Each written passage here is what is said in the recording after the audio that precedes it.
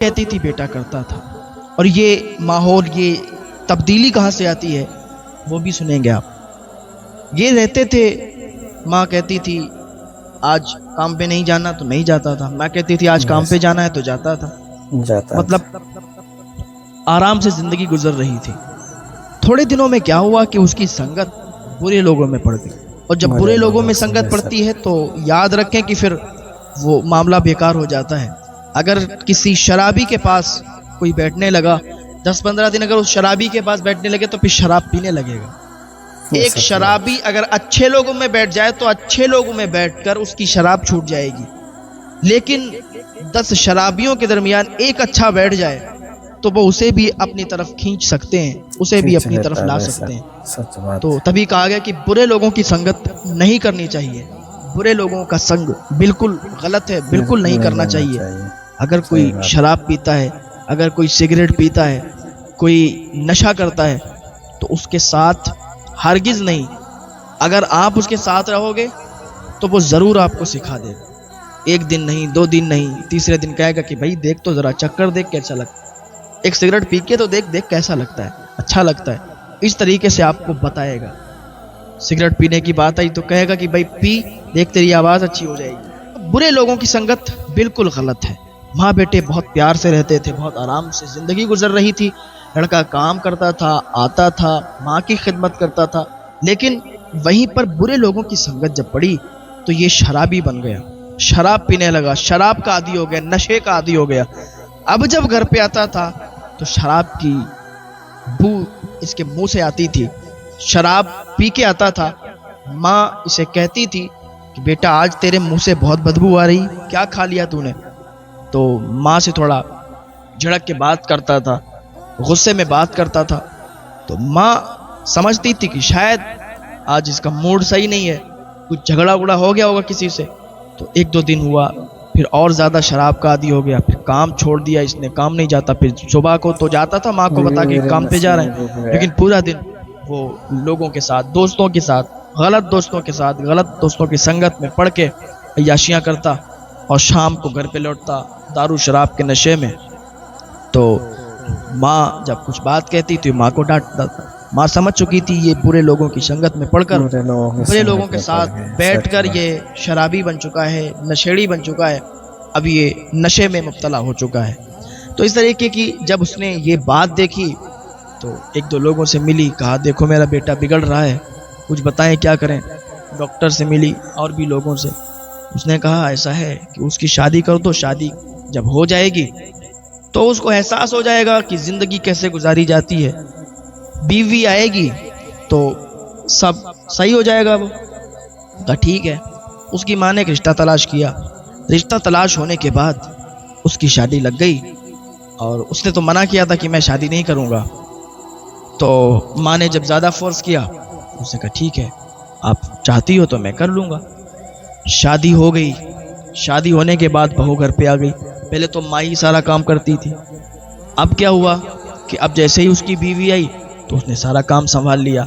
بیوی جھاڑو لگاتی، بیوی پوچھا کرتی، کھانا بناتی، سب کچھ بیوی کرتی تھی. ماں کو بہت سکون ہو گیا. ماں بہت خوش تھی، بہو کی تعریف کرتی تھی، بھائی میری بہو تو چاند کا ٹکڑا ہے، واقعی میری بہو نے میرے گھر کو سنبھال لیا. اور ادھر یہ اس کا بیٹا جو تھا یہ بھی دارو شراب کے نشے سے بالکل ہٹ چکا تھا. دارو شراب کا نشہ بالکل ختم کر چکا تھا، برے لوگوں کی سنگت سے دور ہو چکا تھا. اب بیوی آئی تو یہ کام دھندا اس نے چھوڑ رکھا تھا. تو بیوی نے اسے ایک دن کہا کہ تم کام کرنے کیوں نہیں جاتے؟ کام کرنے جاؤ تاکہ کچھ پیسے آئیں تو اپنا گھر صحیح سے چلے. بیوی کی بات مان لی، کام پر نکل گیا. روز آتا جاتا کام کرتا. بیوی جیسا کہتی ویسا ماننے لگا، بیوی جو کہتی وہ کرنے لگا. اب کچھ ہی دنوں میں بیوی کے بھی رویے بدل گئے. بیوی کا رویہ ایسا بدلا کہ ماں کو اس نے کھانا دینے سے بھی انکار کر دیا. بولا میں نہیں دوں گی، تمہیں اگر اچھا لگتا ہے تو تم اپنی ماں کو کھانا. تھوڑے دن تو بہت زیادہ، جب شادی ہوئی نئے تھے تو بہت زیادہ ماں کی خدمت کی. اب جب شوہر کو اپنے بش میں اس نے کر لیا اور ہر بات جب شوہر ماننے لگا اس کی، اب ماں کی ایک بات بھی نہیں مانتا تھا، بیوی کی ہر بات مانتا تھا. بیوی نے ماں کو کھانا دینا چھوڑ دیا اور چھوٹی چھوٹی باتوں پر شوہر سے شکایت کرنے لگی کہ دیکھو تمہاری ماں نے آج مجھے ایسا کیا، تمہاری ماں نے ایسا کہا. تمہاری ماں نہیں چاہتی کہ میں اس گھر میں رہوں، تمہاری ماں نہیں چاہتی کہ ہم دونوں کی بنے، ہم دونوں ایک ساتھ میں رہیں، یہاں رہیں۔ ماں تمہاری تانے مارتی ہے، تمہاری ماں ایسے کرتی ہے ویسا کرتی ہے، جھوٹ جھوٹ شکایتیں لگا، جھوٹ جھوٹ شکایتیں۔ جب شوہر کام کر کے آتا تھا اور وہ جب جھوٹ جھوٹ شکایتیں سنتا تھا تو اسے بھی غصہ آتا تھا، اور ماں سے جا کے جھڑک کے بولتا تھا، ماں تم میری زندگی میں مت پڑو، ماں تم میری زندگی کو برباد کر کے رکھ دو گی، میری بیوی مجھے چھوڑ کر چلی جائے گی اور میں اپنی بیوی سے بہت پیار کرتا ہوں، میری بیوی اگر چلی گئی تو اچھا نہیں ہوگا، ماں تم میری بیوی کے کام میں دخل مت دیا کرو، میری بیوی جیسا کرتی ہے اسے کرنے دو، بیوی اور میرے بیچ میں مت آؤ۔ ماں ایک کونے میں بیٹھ کر اور یہ سب سوچا کرتی تھی کہ کیسے میں نے اپنے اس بچے کو پالا تھا، کیسے میں نے اس کو بڑا کیا تھا، جب یہ چھوٹا تھا میں نے کس طریقے سے ڈاکٹر کے پاس دوا لا کے، جب یہ ڈاکٹر نے جواب دیا تھا کہ یہ مر جائے گا تو میں نے کس طریقے سے اس کی سیوا کی تھی، اور میں لگی رہی اور میں نے ڈاکٹر کے پاس لے جا کے اور کہا تھا کہ میرے بچے کو بچا لو، چاہے تو میرے خون کا قطرہ نکال لو، چاہے تو میری جان چلی جائے لیکن میرا بچہ بچنا چاہیے، میرا بچہ یہ نہیں مرنا چاہیے، میرے بچے کی جان نہ جائے، میری جان چلی جائے لیکن میری بچے کی زندگی بچ جائے۔ سوچا کرتی تھی جب یہ پیشاب کر دیا کرتا تھا تو میں گیلے میں سوتی تھی اور اسے سوکھے میں سلاتی تھی، آج یہ کیا میرا وہی بیٹا ہے کہ جس کے لیے میں نے اتنا کیا؟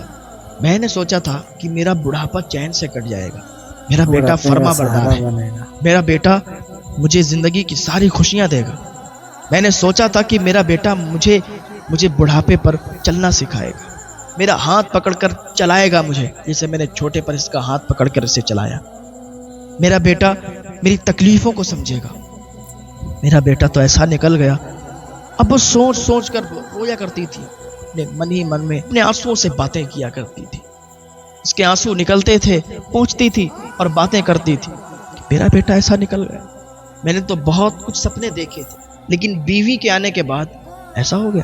لیکن بہت سے ایسے بیٹے ہوتے ہیں کہ ان کی شادیاں ہو جاتی ہیں اور وہ بیوی آتی ہے تو ان کے گھر آباد ہو جایا کرتے ہیں، اور بیوی اپنی ساس کی اتنی دیکھ بھال کرتی ہے، جو عزت دار گھروں کی بیٹیاں ہوتی ہیں، جو عزت والی بیٹیاں ہوتی ہیں، وہ اپنی ساس کی بہت زیادہ دیکھ بھال کرتی ہیں، اپنی ساس کو اپنی ماں کی طرح مانتی ہیں، اپنے سسر کو اپنے والد کی طرح مانتی ہیں، وہ بیٹیاں ہوتی ہیں عزت دار گھر کی اور عزت والی بیٹیاں ہوا کرتی ہیں، جو اس طریقے سے رہتی ہیں کہ اپنے سسر کو اپنے والد جیسے، اپنی ساس کو اپنی ماں کے جیسے مانتی ہیں اور اپنے پورے گھر کو ساتھ میں لے کر چلتی ہیں۔ اب کیا ہوا، رمضان شریف کا مہینہ شروع ہو گیا، رمضان شریف کی خوشیاں آ گئیں، ماں سمجھتی تھی کہ بیٹا صحیح ہو جائے گا، رمضان شریف چل رہا ہے تو اب تو سب صحیح ہو جائے گا، ماں دعائیں کرتی تھی۔ کیا تھا کہ پہلا رمضان آیا، سحری کا جب وقت ہوا تو ماں نے سوچا کہ میرے لیے بھی کھانا آئے گا، سحری کا وقت ہو گیا ہے،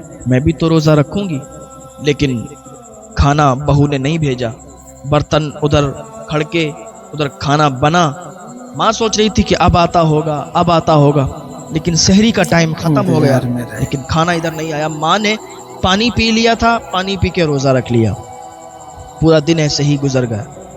شام جب ہوئی تو سوچا افطاری مل جائے گی، جب افطاری نہیں ملی تو ماں اٹھی اور دسترخوان جہاں پر بچھا تھا، جہاں پر یہ خوب ہنسی مذاق کر رہے تھے، دسترخوان پر بیٹھے تھے، ہنسی مذاق کر رہے تھے اور افطاری کا سامان لگا ہوا تھا، تو ماں نے ایک کھجور اٹھا لی اور پانی لے لیا، تو بیوی نے کہا کہ ایسا ہے، اپنے آپ خود لایا کرو، خود کھایا کرو اور میرے دسترخوان سے، میری افطاری سے کچھ مت لیا کرو۔ ماں کا کلیجہ ہل گیا، اس کا چہرہ اتر گیا، ماں نے کھجور وہیں رکھ دی، پانی لیا، پانی سے روزہ افطار کر لیا۔ بھوک تو بہت شدت کے ساتھ لگی تھی۔ ادھر مغرب کی نماز ہوئی، اس کے بعد یہ لوگ اپنے کھانے میں بزی ہو گئے، بڑھیا انہوں نے کھانا کھایا، ہوٹل سے کھانا منگایا تھا، کھانا کھانے کے بعد اور یہ اپنے اپنے کام سے ادھر ادھر چلے گئے۔ ماں نے آسرا دیکھا لیکن کوئی کھانا لے کے نہیں آیا، ماں سمجھ چکی تھی کہ انہوں نے اپنی زندگی سے ہمیں بالکل نکال دیا ہے، یہ اپنی زندگی میں دھن انہوں نے لگا لی ہے اور اپنی دھن میں ہے، ان کی طرف سے مجھے کوئی امید نہیں ہے۔ ماں اٹھی، کچن میں گئی، دیکھا تو کھانا ختم تھا، ایک روٹی پڑی تھی جو کہ صبح سحری کی بچی ہوئی تھی، اسی روٹی کو ماں نے نمک کے ساتھ لگا کے کھایا. ماں بزرگ تھی, بوڑھی ہو چکی تھی, لیکن کمزوری کی حالت میں اور زیادہ بوڑھی ہو گئی.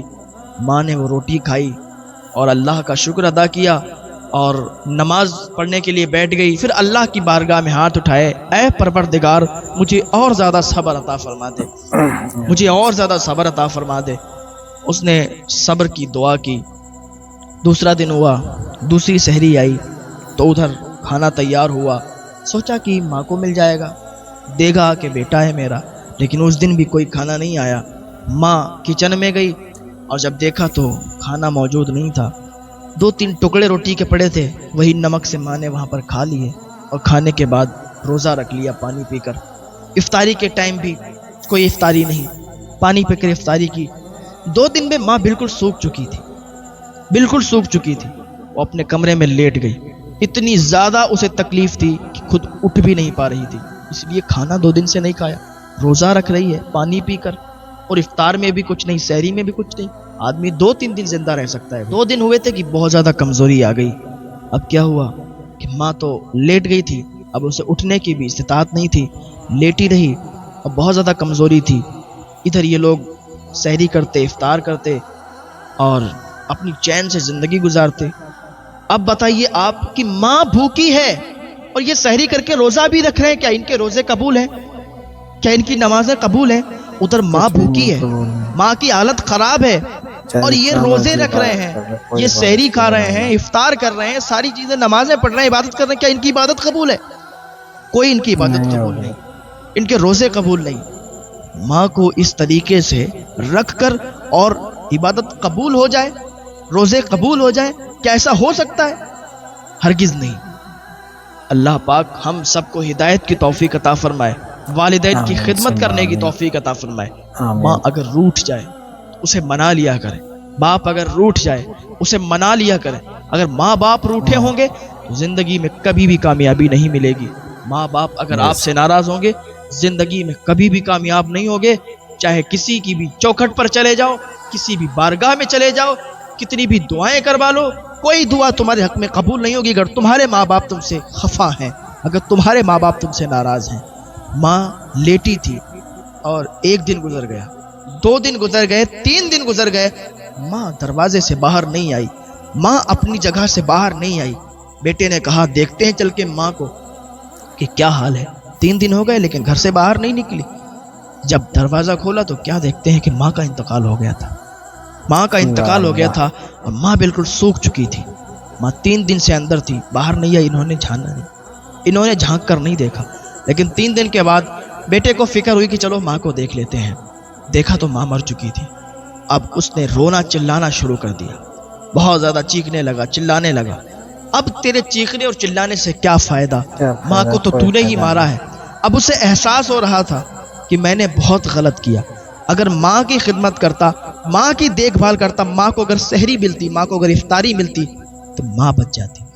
ماں اس طریقے سے نہیں جاتی. اب اسے بہت افسوس ہو رہا تھا.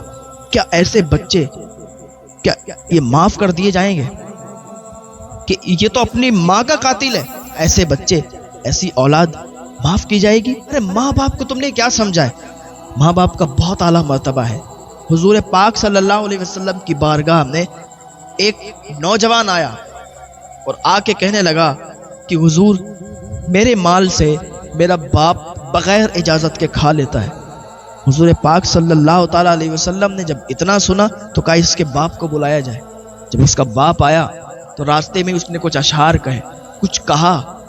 حضور کی بارگاہ میں جب پہنچا تو حضور نے فرمایا کہ بات تو ساری بات میں کریں گے, پہلے یہ بتا تو نے راستے میں کیا پڑھا تھا, تو نے راستے میں کیا کہا تھا, کون سے اشعار کہے تھے؟ تو کہتا یا رسول اللہ صلی اللہ علیہ وسلم آپ تو دلوں کے حال کو بھی جانتے ہیں. یا رسول اللہ میں یہ کہہ رہا تھا کہ جب میرا بیٹا چھوٹا تھا اپنے بیٹے کی خوشی کے لیے کچھ بھی کرنے کو تیار تھا. جب میرا بیٹا چھوٹا تھا میں اس کی انگلی پکڑ کر اسے چلنا سکھاتا تھا. میں اس سے امید یہ رکھتا تھا کہ جب میں بوڑھا ہو جاؤں گا, یہ جوان ہوگا تو مجھے میرا ہاتھ پکڑ کر یہ مجھے چلائے گا. میں اس کو اپنے کندھے پر بٹھالتا تھا, امید یہ رکھتا تھا میں بوڑھا ہو جاؤں گا یہ میرا سہارا بنے گا.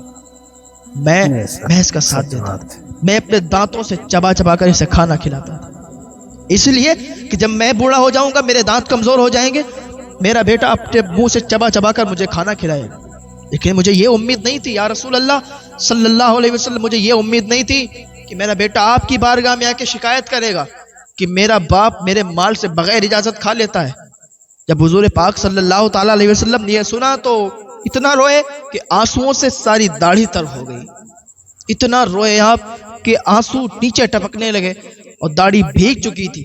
اور پھر فرمایا آپ نے، کیا تجھے پتا ہے یہ جتنا بھی تیرے پاس ہے یہ تیرا کچھ بھی نہیں ہے، یہ سب تیرے باپ کا ہے، اگر تیرے باپ نہ ہوتے، تیرے والد نہ ہوتے تو بھی آج نہیں ہوتا، تو کیا ہے، یہ سارا کچھ، یہ مال، یہ دولت، یہ سب تیرے باپ کا ہے، اور تیرا باپ جو چاہے کر سکتا ہے، جب چاہے جتنا لے سکتا ہے۔ وہ حضور کے قدموں میں گر گیا، حضور معاف فرمائے، میں نادان تھا، حضور معاف فرمائے، مجھ میں عقل نہیں ہے، میں نے آپ سے شکایت کر دی، میں توبہ کرتا ہوں۔ اور اس نے اپنے باپ کو گلے سے لگایا، باپ نے بیٹے کو گلے سے لگایا، کہا بیٹا تیری اتنی چھوٹی سوچ تھی، کہا بابا مجھے معاف کر دو، اس سے غلطی ہو گئی۔ تو ہمارے پاس ہمارا کچھ بھی نہیں ہے، جو کچھ بھی ہے سب والدین کا ہے۔ ہمیں چاہیے کہ ہم والدین کی خدمت کریں، ان کی سیوا کریں، کبھی ان سے اف تک بھی نہ کہیں۔ ماں باپ کی دعاؤں میں بہت اثر ہوتا ہے، اگر ماں باپ دعا کر دیں تو بچہ کامیاب ہو جاتا ہے، کامیابیوں کی وہ منزل پر پہنچتا ہے کہ جہاں کسی کی دعائیں کام نہیں آتی۔